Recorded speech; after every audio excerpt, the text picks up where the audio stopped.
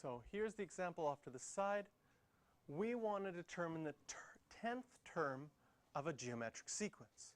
And we don't have a formula yet. We are going to get a formula shortly.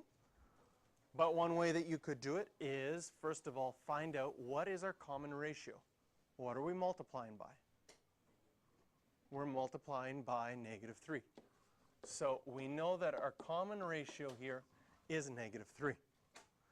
And so if you kept on doing that, you would eventually get till the 10th term, and you could write them all out. Now, one thing I want you to notice, and I'm going to write it, because the way that we can come up with a formula is the same as we came up with a formula for our common differences. We notice that here I'm going to multiply by r. To go from here, I'm going to multiply by r. To go to here, I'm going to multiply by r. This is term 1, term 2, term 3, term 4. How many times did I have to multiply 2 by -3 to get to -54? 1, 2, 3 times. Right. So I could say that term 4 is equal to 2 and then -3 times -3 times -3. What's a shorter way that I could write that -3, -3, -3 in a row? -3 cubed.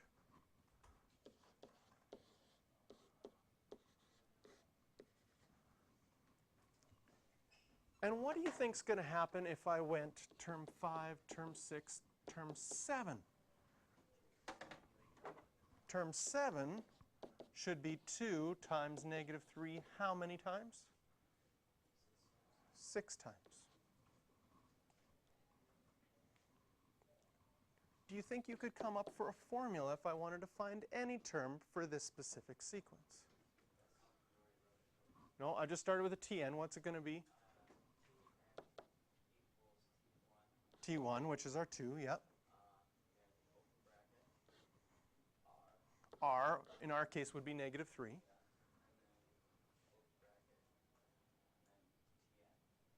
Close. How do I find this number up here? Right. It's just going to be the n minus 1. It's not, Tn is the whole term, n is just which term number it is. Excellent. And so in our case, if we plug in what we know term 1 is 2, we know that r is -3. This is the specific formula for our specific sequence. And what we have right above it right here is the formula for any geometric sequence. This is going to work for any sequence where you're multiplying. So if we wanted to find the 10th term,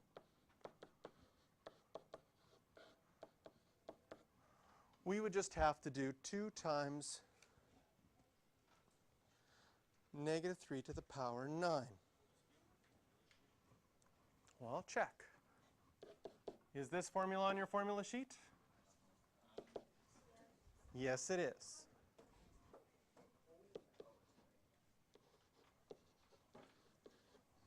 -39,366.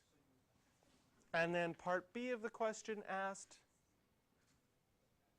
is this sequence a convergent sequence? Is it getting closer and closer and closer to 0?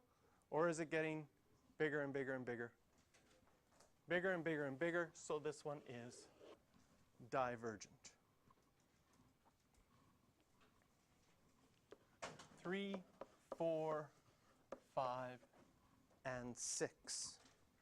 I'm going to give you some time to work on those in a second. We're going to do example 2 and then finish page 32, and then we can go on to do that.